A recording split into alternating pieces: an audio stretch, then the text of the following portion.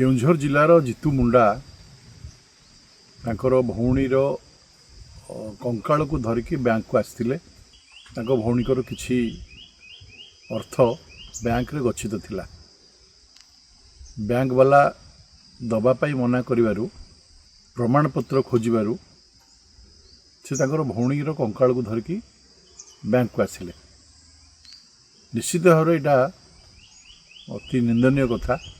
Bank कर्तृपक्ष जो माने सरकारी कटकणार बंधा जो माने नियम कानून को देखिकी मानविकता को हरई दौरान से माननीय मुख्यमंत्री बर्षिंट एवं तुरंत ये घटना जानला पर हाथ को दायित्व नहीं एवं बैंक कर्तृपक्ष को तागिद करने सहित तांकर अर्थ ससन माने घरे पहुँचा व्यवस्था कर सहित रेडक्रॉस को 30,000 टका प्रदान कर। तो ये घटना रे विरोधी दल राजनैतिक मनमान्यता नहीं काम करने आदि उचित या राजनीति ऊर्धे रखा उचित। ये मानविकतार कथा।